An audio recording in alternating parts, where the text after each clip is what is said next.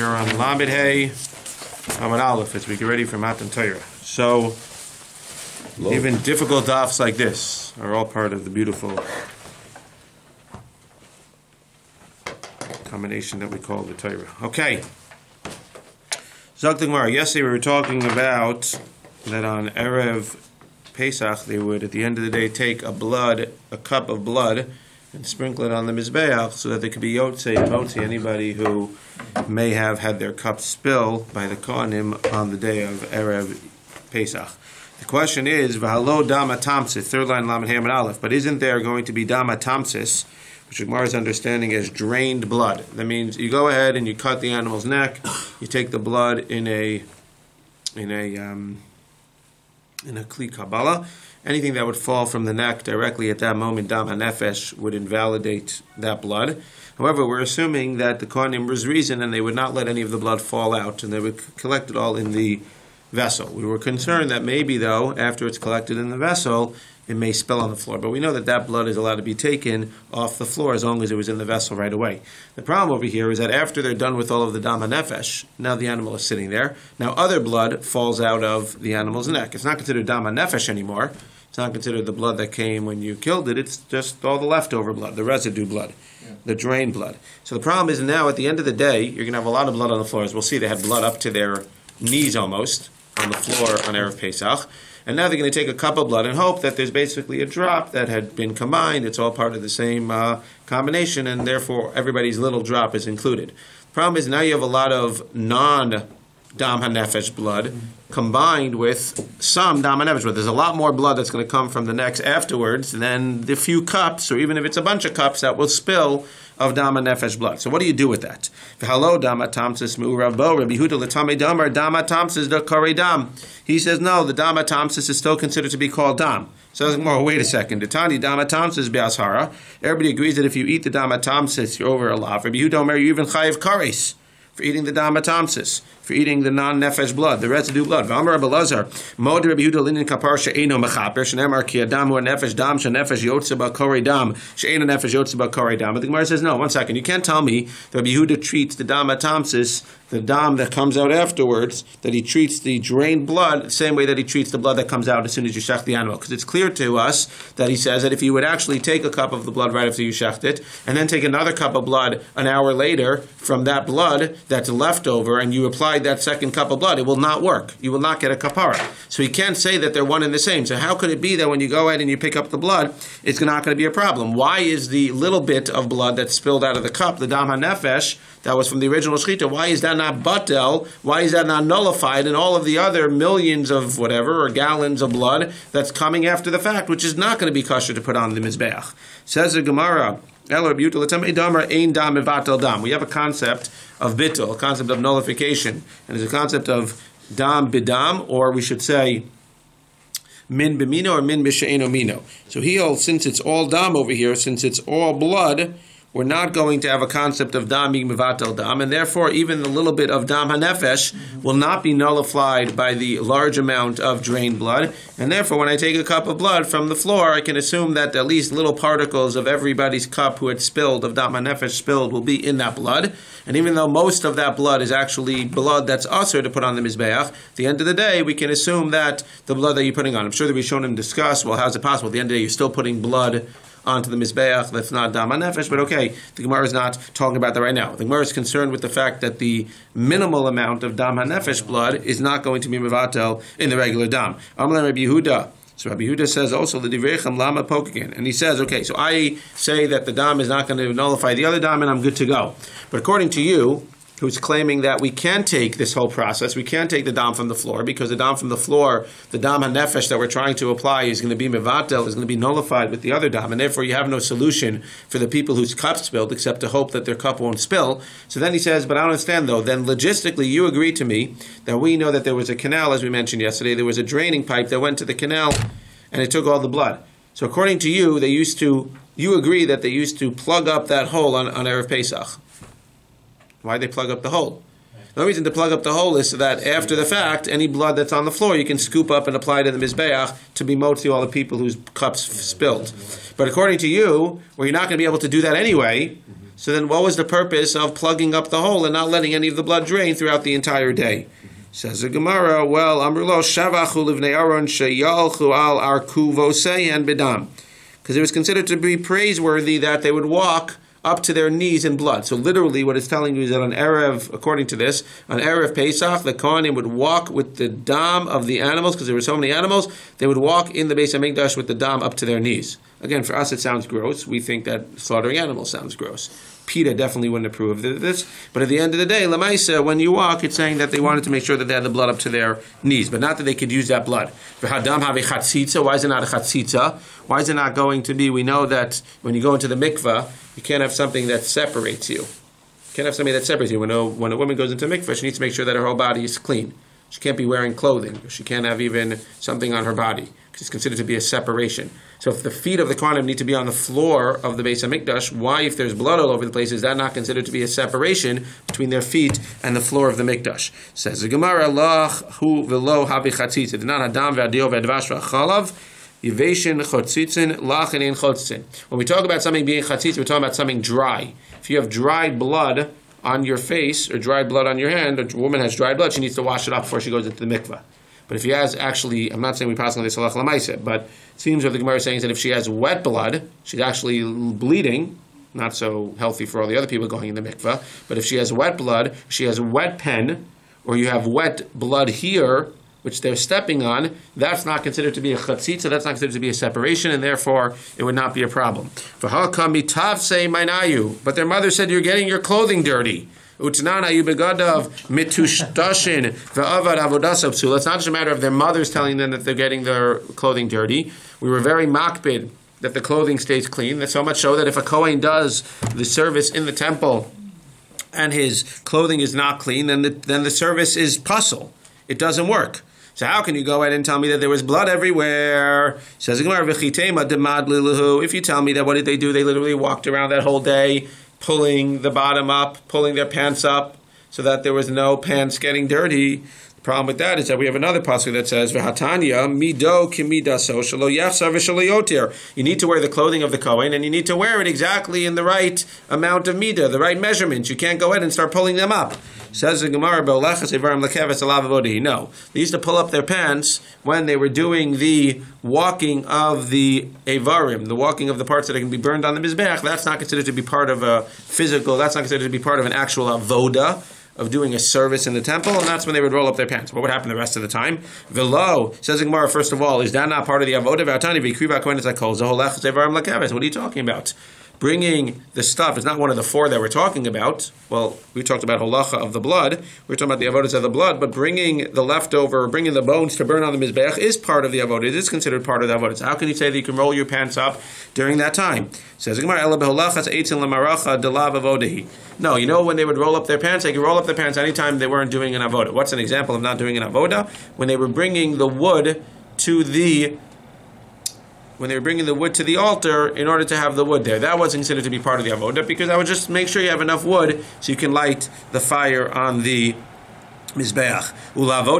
Okay, at the end of the day, there's blood up to their knees all over the Beis HaMikdash. So fine, for the one part that they have to bring the wood, they can roll up their pants. But what do they do the rest of the day? The rest of the day they're going and they're shechting and they're doing Kabbalah and they're doing Zrika. What do? Says the Gemara, Ozli ha'Itztabi. Now, it's not clear to me if this was just on Erev Pesach. It sounds like this wasn't just on Erev Pesach. It sounds like the floor of the Beis HaMikdash had little itztabas. It had little raised stones, or not such little raised stones, along the floor of the Mikdash. Like 3 feet high. Like 3 feet high. And I'm not sure, and these are considered to be part of the ritzbah, so they're not a chatzitza. So basically, if you can imagine, there was a floor, and then there were blocks of, I guess, stone, and all the blood would drain in between the stones, and you'd have blood up to, I don't know, let's say 2 feet tall, and they'd be standing on platforms or be standing on stones that were more than 2 feet tall, but that would be the entire floor. And therefore there was blood on the floor, and then at the end, when they wanted to scoop up the blood, so they can just, I guess, stick their hand in between the itztabas, in between the stones, and scoop up the blood. And then when they would drain it, so they would drain the whole thing. So I'm not sure if these itztabas, again, it's not clear to me whether the itztabas were set up only on Erev Pesach, or whether they were set up the entire year. It sounds like it's part of the floor. So now all of a sudden the floor became much higher than it was. It was like a raised floor. It had these things there. It had different stones, and Lamai said the blood would drain in between the stones of the floor. Difficult to get down. Don't say the blood is up to the knees then. It's not. It was when they carried the wood. When they carried the wood, the kids did that one avoda. When they carried the wood up to the when they carried up to the mizbeach, it sounds like, well, I'm not sure because I also wasn't clear. Does that mean that now we're going to have to, or not that we're going to have to, but we're going to reject that answer? Yeah. And now we're going to say, well, we don't need to say that anymore because even when they carried it up, they were on itztabah, so there was no blood at all. Or are we going to say no? There were specific parts of the mishkan or mizbeach or the mikdash. Why they plugged it in the first place? Right. If they're not going to walk through it, Right. the whole purpose of having it, they said, is for them to walk through. Right. And well, When right, plugging is correct, scooping up. correct. But he says no. The problem is that it actually says shahalchu adar kuvosein bedam. So I wonder if in fact anybody said that it wasn't a problem and they actually walked. Okay, but Lamai said this is something to suggest. Okay, men, you came perfect timing. The next mission is brutal. Says the Gemara, Baruch Hashem. But we said brutal. The more schar and the more geshmak it is if you figure it out. I'm not guaranteeing we're going to figure it out, but the more geshmak it is when you figure it out. Hashochet el zevach, the beauty of Torah. There's nothing else in the world that's like this. Nothing else in the world. Hashochet el zevach, Kabbalah Torah. Yishach the zevach, lechol davar shein dar kolach. I want to just say something outside because I think it's important for me to be able to focus. So there's something called pigul. We're just going to use that word pigul. We're not going to define it every single time. There's something called pigul. Pigul, we said, means that when I shecht a korban, if I have the intent to either do one of the avodas like haktara, or to do the zrika, or the burning, or the achila, outside of its designated place, or outside of its designated time, that's considered to be pigul. That's what it's called, pigul. And that's going to basically ruin the entire korban. If when I shecht it, we said I have intent that I'm going to eat it at my house, if assuming I'm not allowed to eat at my house, that's going to be pigul. What we're going to discuss now is that there are certain, like if you remember we discussed in the Mishnah, there are certain people who we said were pasul for shchita. If they do the shchita, b'diavad it works. And if they have the wrong intent, since they're not really the right person to be doing it anyway, their wrong intent is not going to ruin it. So now we're going to discuss that there are certain parts of the animal, not to oversimplify, but I'm trying to simplify it a little bit for myself, that there are certain parts of the animal that are considered to be inedible. We don't eat them, or it's not roy, it's not darko to eat it. Right? I would say something like pacha, even though people eat pacha as an example. So pacha is not really something that's edible. Other things, I don't want to give other examples of foods, but there are other examples of foods that people eat that are not really fit to be eaten. So of course we're not talking about those specific things. We're talking about like the hooves, as we'll see. We're talking about other things, the hard part of the neck, which is impossible to eat. Things that are not darko leachol, to eat. So let's say when I shecht an animal, I have intention to eat the meat of the animal outside of the mishkan, outside of the mikdash. For sure, I ruin the animal, that's pigul. I don't get the kapara, the whole thing is ruined. But the point is that if I have intention to eat a part of the animal that's not usually eaten, if I have intention to eat the hoof of the animal outside of the proper place, even though if I had intention to eat the meat of the animal outside of the proper place, it would be pigul and I would ruin everything. Since I'm having intention to eat something that's not usually eaten or not the way to be eaten outside of the temple, I don't ruin it. It's as if a puzzle person had the wrong intention where it doesn't really bother us. It doesn't really ruin anything. The question will become, as we'll see, and this is where it gets very complicated, is, okay, I'm taking it for granted. If I have intention to eat outside the wrong place or the wrong time, and we're going to call that pigul from now on. If I have intention for pigul, to eat it outside the wrong place, the wrong time, something that's not usually eaten, I don't ruin that thing. And I obviously then don't ruin the animal either. But let's say I have intention to eat the meat of the animal outside the wrong place or time. That's pigul. Do I still ruin the parts of the animal that are not usually eaten? That means if I specifically have intent to eat that part of the animal outside, I don't ruin it or the animal because it's not pigul, it's not edible, or it's not something that's usually eaten. But the question is, if I make the rest of the animal pigul, which I definitely can't eat the meat outside, can I still eat the stuff that's not usually eaten? Can I still eat that? Yeah. Does it ruin the entire animal or does it not? If it was easy. Or if you eat it, are you chayav? Or if I eat it, am I going to be chayav kares? That's really the question. And that means, is it possible that something can make other things pigul or not make other things pigul, we should say? Because again, if you have this intention, it doesn't make anything else pigul, itself or the other meat. And at the same token, maybe it'll become pigul through the animal becoming pigul. That's going to be the discussion of the Gemara. Okay? So let's just skip Lamed Hammer base. And we'll pick up at the Mishnah tomorrow. What's the machlokes? The Machlokas, new. Okay. What's the bottom line? Zok the Gemara. Hashochet et zevach lechol davar shein darko lechol. And again, it doesn't just mean that you have in mind to eat something that you don't usually eat, but it means you shecht an animal in mind to eat something that's not usually eaten outside of the right time or right place. Ulahaktir davar shein darko lahaktir, to burn something that's not usually burnt, and you have intention to do pigul outside of the right time or the right place. Kosher, it doesn't ruin the entire animal that's brought, because again, that stuff is not roy lachilo, roy lachtara. Rabbi Eliezer argues, we're not going to go with Rabbi Eliezer, and it's important to point out that in the Gemara, that starts Amar Rabbi Elazar, that's not the same person. So Rabbi Eliezer is posel. He says no, even if it's not something that's usually eaten, it can ruin itself and the entire animal, but we're not going to go with that Manda Amar today. And you see that the halacha is clearly not like that. Lechol davar shedarko lechol lahaktu davar shedarko lahaktir pachos mikazayis kosher. Same way. Let's say you have intention to do pigul on the meat, but only on a chatzi kazayis of the meat. Since you need a whole kazayis, it has to be pigul, right? Again, a lot of times you really have to be a lahachis, Nick, if you're going to do this. But the point is that we're not assuming the person is doing it on purpose, and many times the Gemara is just using extreme examples. Like the guy's not saying, okay, I really don't like God, but I don't want to go all the way, so I'm just going to do pigul on a chatzi kazayis. The point is that we want you to understand that if he's doing pigul, it needs to be pigul on the entire meat and on the edible parts. So if he has in mind to do pigul on less than a kazayis, it's not going to ruin the animal. Let's say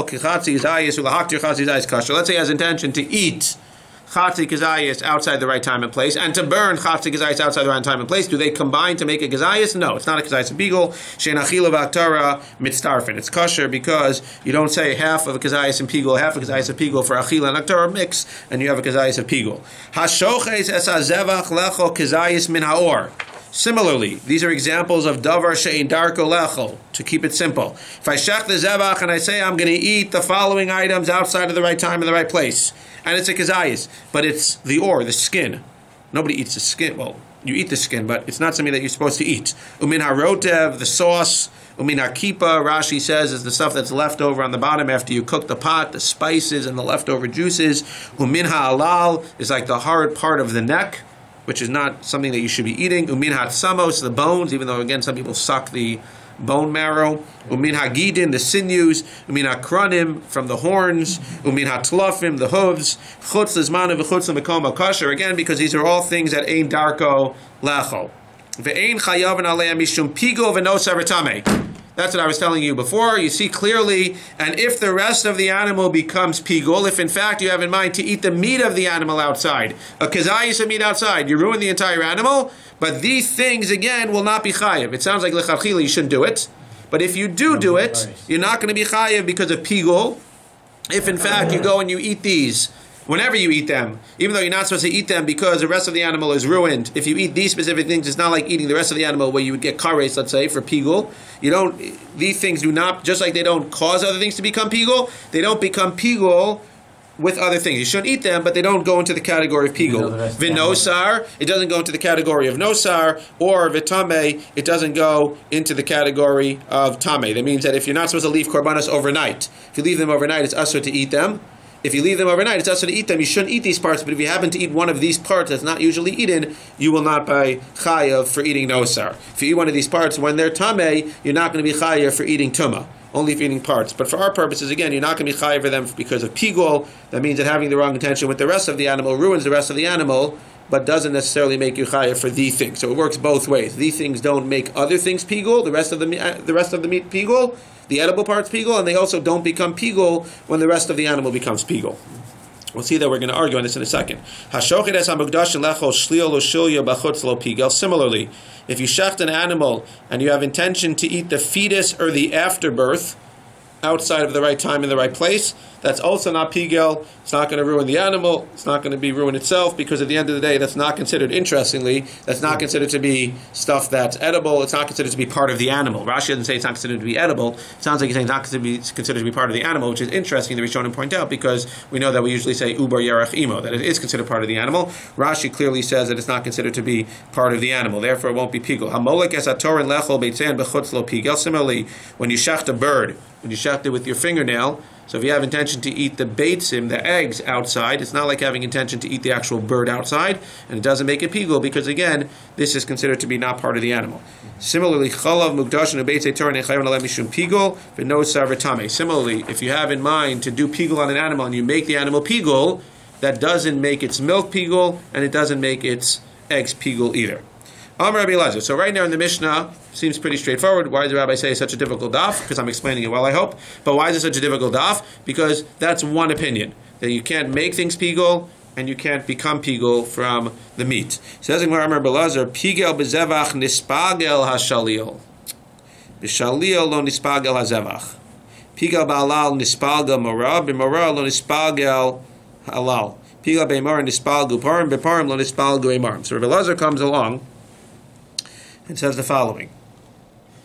If you're pigel bezevach, if you have pigul on the meat, then the shalil will be pigul as well. Now, that seems like what?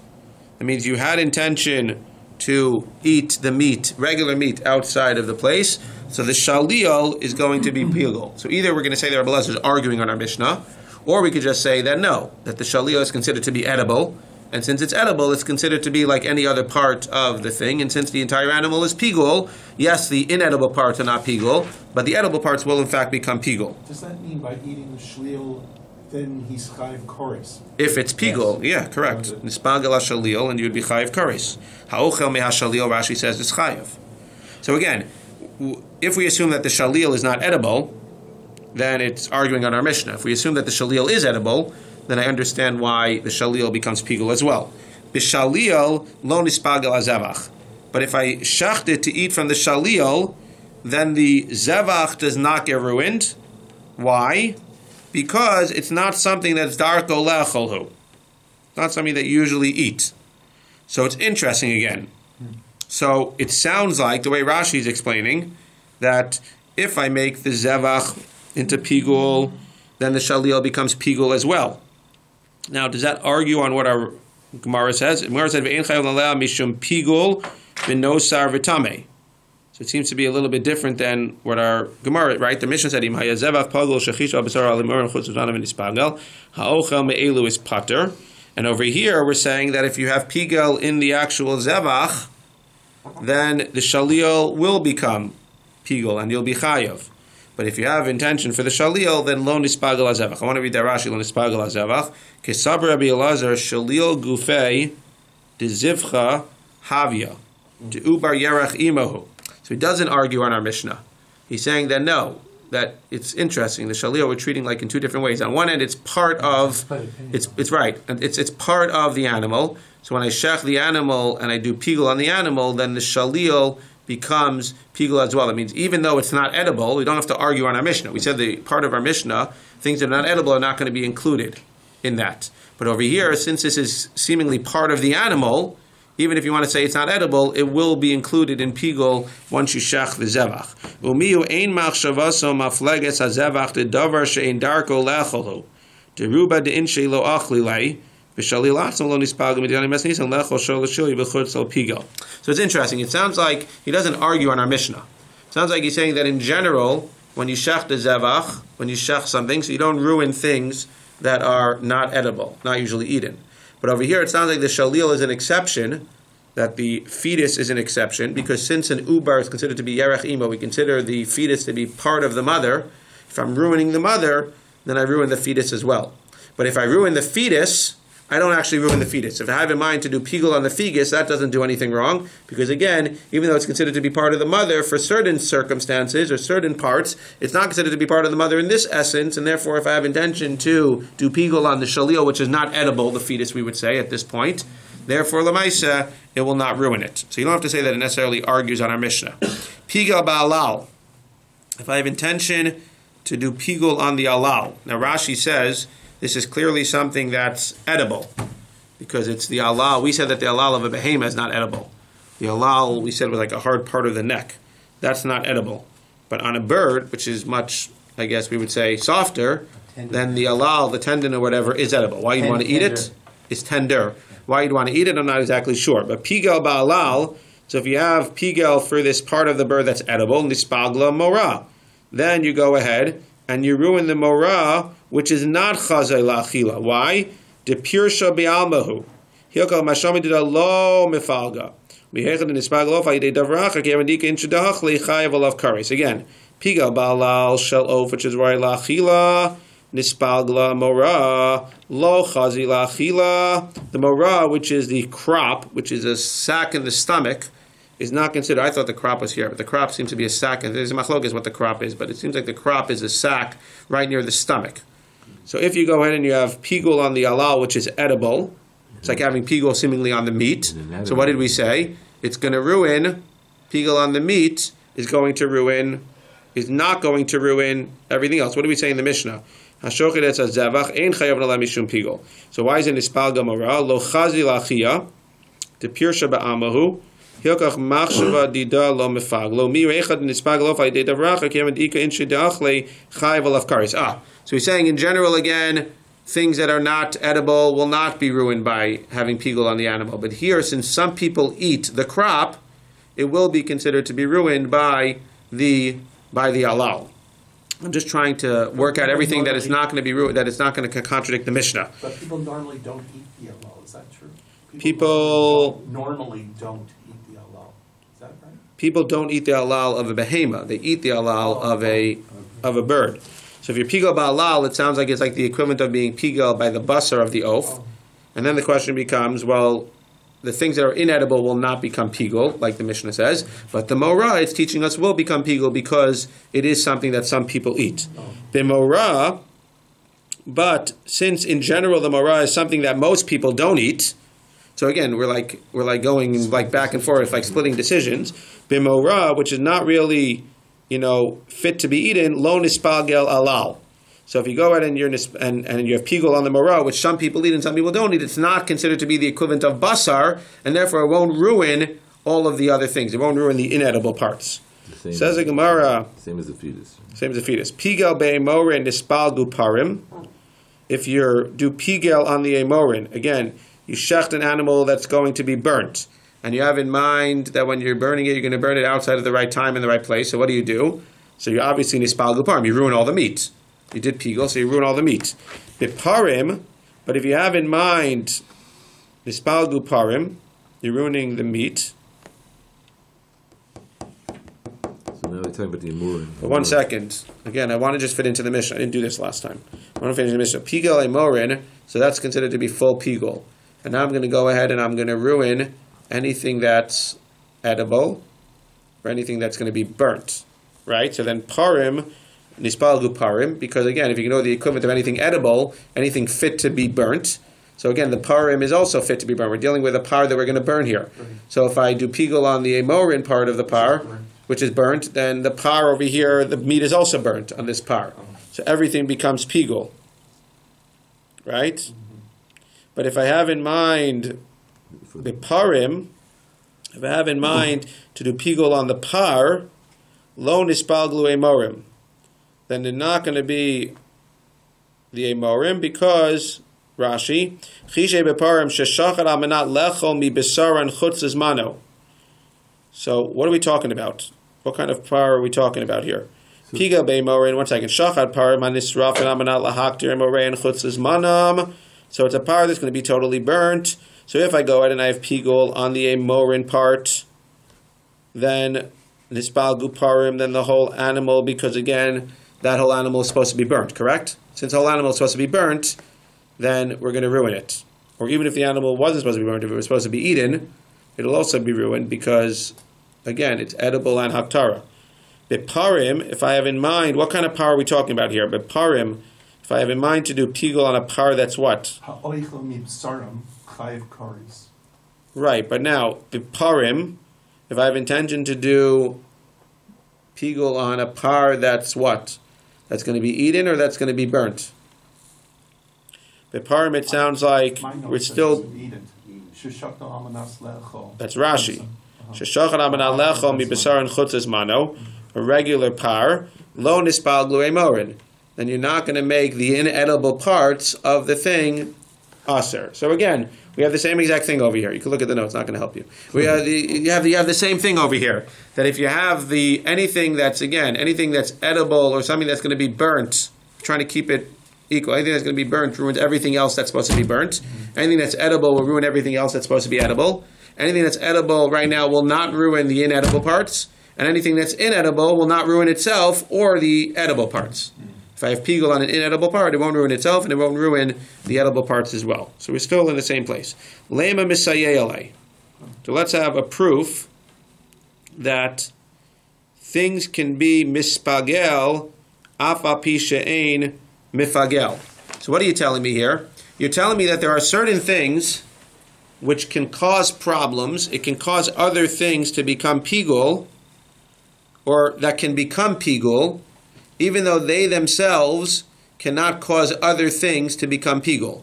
It means we said, according to Rabbi Zev, this is something, again, not against our Mishnah, but there are certain things, like a shalil, where if I have pigul in the zevach, if when I shech the animal I have intention to have pigul, then what? The shalil, which is not edible, will become pigul.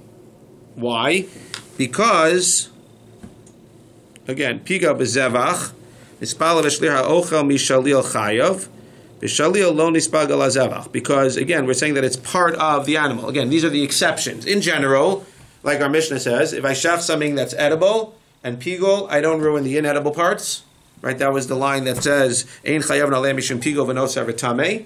And if I go ahead and I shecht and I have intention to eat the inedible parts and do pigul on the inedible parts, I will not ruin the edible parts. Usually it's one or the other. I don't ruin it and I don't become ruined. But there are certain exceptions, Rabbi Zev was saying, and that's what we're going to deal with now. There are certain cases where you can end up not ruining anything else.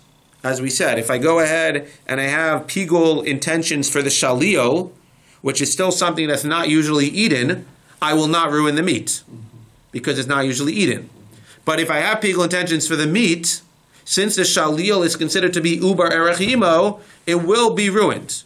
So there are certain things, says Rabbi Zev, that will be ruined with pigul intentions of the meat, of the regular animal, but will not be able to ruin because they're not roy la'achila. That's just what he's saying. There are certain cases, like the shalil. Also the case of the alal. The alal, or the morah, I should say. The morah, since it's eaten by some, if you're pigel in the edible part, i.e. the alal, if you're pigel in a bird, then the edible part, which is edible of the morah, will become pigel as well.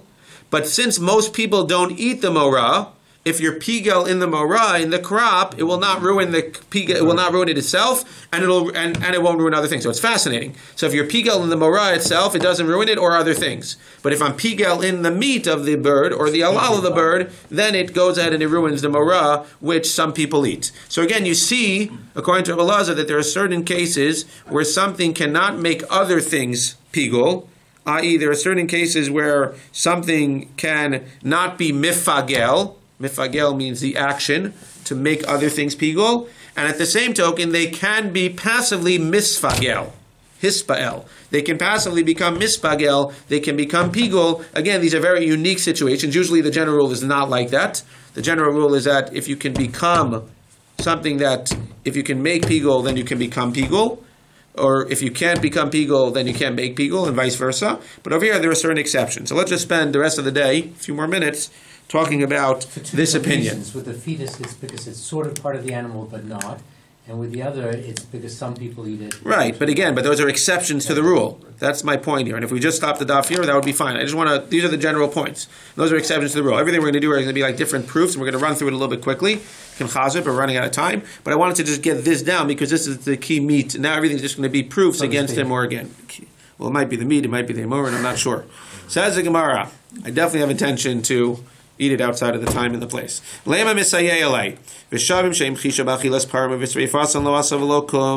If you have in mind to eat the par or to burn it outside of the right time. You haven't done anything, my love. So what do you think we're talking about here? We think that if you have intention for the Amorim, if you have intention to burn them outside of the right thing, you're actually going to ruin the par as well. Lo, no, if you have intention to ruin the Amorin, then you're going to ruin the Amorin. Again, it says only if you have intention to ruin the actual item, and this is for Aktar. We're not dealing with Achila here. If you have intention to ruin the Amorin, to do them outside of the right time and place, then you're going to ruin all of the Amorin, but you're not going to ruin anything else. You're not going to ruin the Basar, etc. Says Gemara, Tashma, Parman Israfim, Yisir Man Israfim, we're dealing again with things that are burnt. Molin Behan, Misha Hoktashu. These are, again, key concepts. Get the key concepts. When we talk about me'ilah, that you can't use something that's hekdesh for your own purposes, when does it become hekdesh? From the time that you separate it, from the time that you're makdish it on the side. That's a key concept. Nishchetu, and furthermore, another key concept is that if you're talking about when does it become pasul by touching a tvul yom or a mechusar kippurim or lina, when does that happen? That happens when nishchetu huchsharu lepasel b'tvul yom v'chusar kippurim u'velina. That means when you set aside an animal, now if you use it for something else, it's me'ilah. But if I set aside an animal and I use it tomorrow, that's not lina, right? If I set aside an animal and I use it for something else, that's me'ilah. But if I set aside an animal and I don't use it tomorrow, that's not lina. Lina is after I shecht it. If I don't use it right away, then it's overnight. If it stays overnight, then I'm atzar of lina. If somebody touches an animal that was set aside, if a person who's mechutzar kippurim, who's missing some of their korbanos that they have to bring, or that they went to the mikveh today and hasn't had shkia yet, tful yom, and they touch that korban that was set aside, that doesn't ruin the korban. But if they touch a korban that's been shechted, then they go ahead and they ruin the korban. So it's just this point that there are certain things that are going to be misha hoktashu and certain things that are going to be misha nishchatu. My love linas basar v'shmamina migo de pasal belina pasal ba b'machshava. The Gemara seems to be making a very hard diuk over here.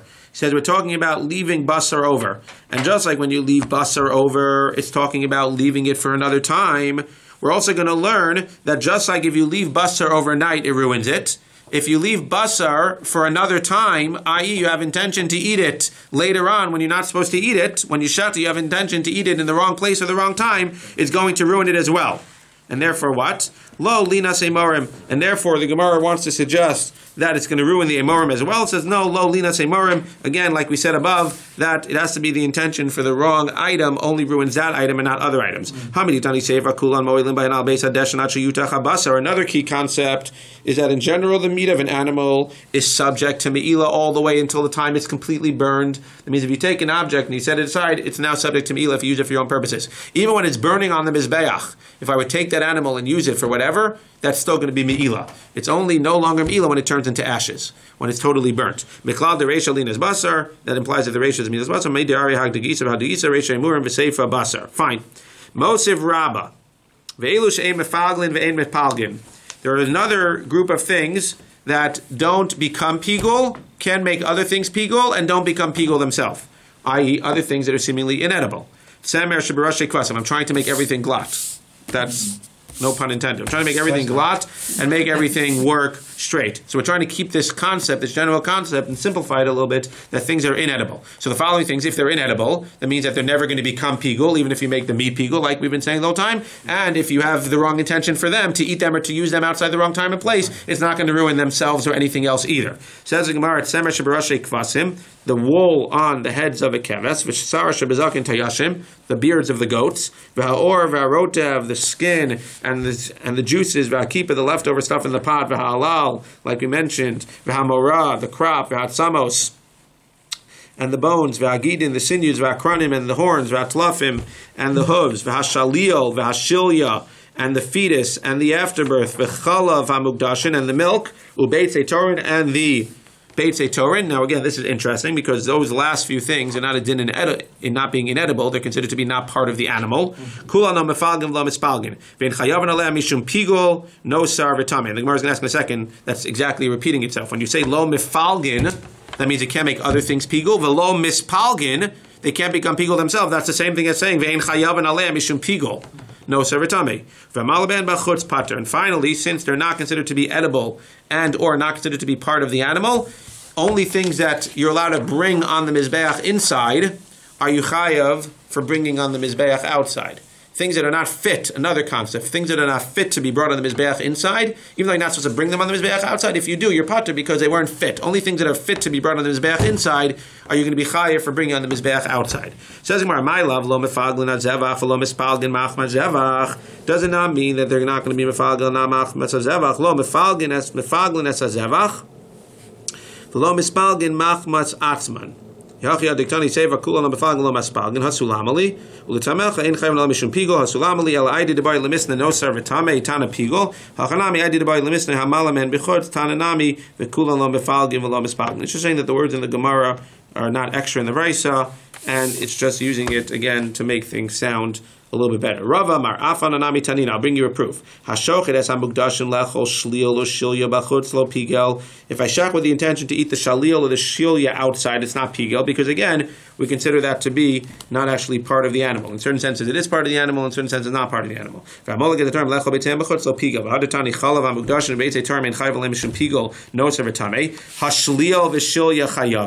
sounds like for the shil and shil you will be chayav alav shmamina kan machmatz zevach kan machmatz atzman shmamina. We're saying no, that the shliel and the shilya, if you have intention to eat them for themselves outside, so if you're going to argue that they're edible, i.e. they're not part of the korban, so then einachanami, the shil and the shilya, so that, again, will not affect the other things, but it'll affect itself. Fine.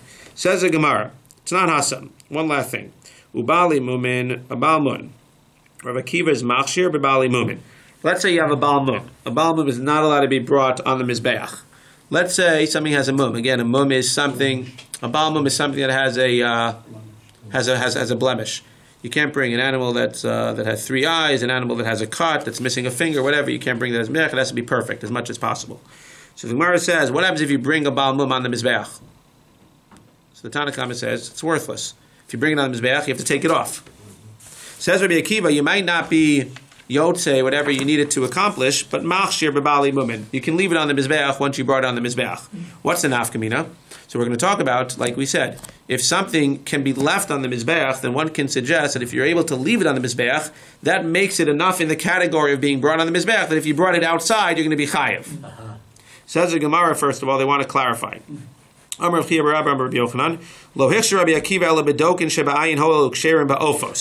all, when he says that if you put a bal mum, he agrees l'chadchila you should not put a bal mum on the mizbeach. When he says that if you put a bal mum on the mizbeach, you don't have to remove it. That's talking about. Let's just clarify over here. That's talking about a very slight mum, like a cataract in its eye, and the only reason you don't have to remove it, Rabbi Akiva would say, is because since by a bird a cataract wouldn't ruin it, since there's a precedent that cataracts don't always ruin animals, so over here, once you brought it, even though you shouldn't have, we'll let you leave it.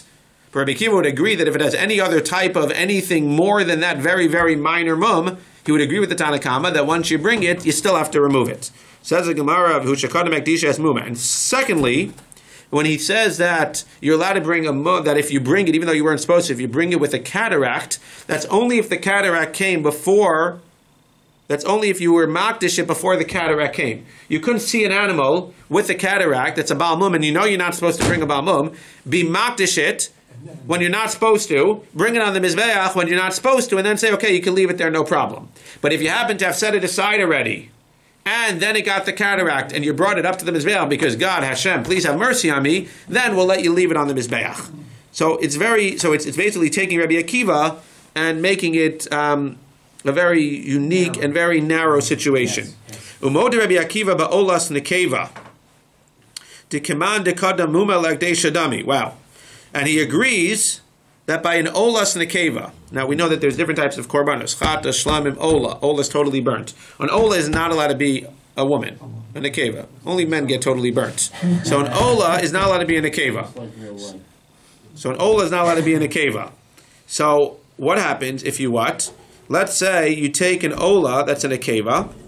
If you take an ola, if you take a nekeva and you put it up as an ola on the mizbeach, Rabbi Akiva will agree that's as if, since it was always usually you don't change, but since it was always in a nekeva, therefore it was never fit for the mizbeach, it's as if it had its mum before you set it aside to be an ola, even though, again, you could have set it aside to be a shlam and a chatas, no problem.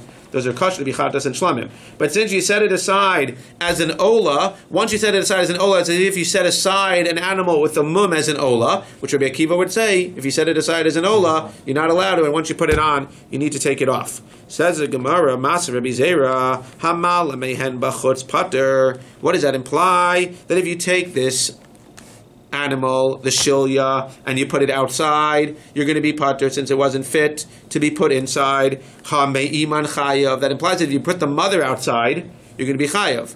Why are you going to be chayav for putting the mother on the altar outside? A mother, if we're talking about an ola, a mother wasn't fit to be put on the mizbeach inside. Even Rabbi Akiva would say you need to take her off. Vehechi mishkachasa ba'olas nekeva. If you say that Rabbi Akiva agrees that if you put an ola in the inside of the mizbeach, on the inside mizbeach, you don't have to take it off, then the fact that you don't have to take it off will be enough to make it chayiv if you bring it outside. But he doesn't say that. What did you say? You just said that if it's an ola nekeva, it's as if it had its mum beforehand. If it's as if it had its mum beforehand, and you put it on the mizbeach inside, you need to take it down. If you need to take it down, it's clearly not fit at all. An animal that's not fit at all inside, if you bring it outside, you're going to be pater. So why does it imply that only if you bring the baby outside it's pater? If you bring the mother outside, it's going to be chayav. Says the Gemara, Ema mala mehen b'chutz pater, ha me'emure iman chayav. We're not talking about bringing the mother outside. We're saying that if you bring the baby inside, or you bring the baby outside, it's pater, because if you bring the baby inside, you're pater. But if you bring the mother outside, for sure you're going to be pater. What does it mean you're going to be chayiv? If you bring the amorin of the mother outside, you're going to be chayiv. Because the amorin of the mother, that's fit to be burnt inside. Since it's fit to be burnt outside, inside, if you bring it outside, it's going to be chayiv. Yeah, but you're making a little bit of a stretch. If you're talking about bringing the actual baby inside, don't tell me, well, bringing the baby inside is going to not be a problem, and therefore outside is not going to be a problem. But if you bring the mother's amorin outside, it's going to be a problem. If you want to be fair and be equivalent here, then if we're talking about bringing the baby, we should be talking about bringing the mother, not bringing the amorin of the mother. Says the Gemara, no. We're talking about bringing the amorin of the baby, you're going to be pater. Now we can make the diok. If you bring the amorin of the mother, you're going to be chayav. So again, it comes out. So we always want to get the overall understanding. It comes out. An olas nekeva is not allowed, and if you bring a nekeva as an ola inside, you have to remove it, even according to Rabbi Akiva, who's more mekel sometimes by something that got its cataract after it was set aside. So since you have to remove it, if you brought an olas nekeva outside of the Beis HaMikdash, it will not be chayav, because since it wasn't fit inside, it's not fit outside. If you bring a mother, if you bring the amorin of a nekeva outside, not an ola. Again, in Ola, everything gets burnt. The amorin are the parts of a shlamim and a chatas that get burnt. If you bring the shlamim and chatas, amorin of a mother outside, since a mother is fit to be a chatas and a shlamim, and if you brought the amorin of the chatas and shlamim of the mother inside, which is what you're supposed to do, then you did exactly what you're supposed to do. Therefore, if you bring the amorin of the mother, chatas and asham or shlamim outside, you're going to be chayiv. Since it was fit to be brought inside, it'll be chayiv outside. And again, but the key is to remember, anything that's fit to be brought inside will be chayiv for bringing it outside. Anything that's not fit to be brought inside will not be chayiv when you bring it outside.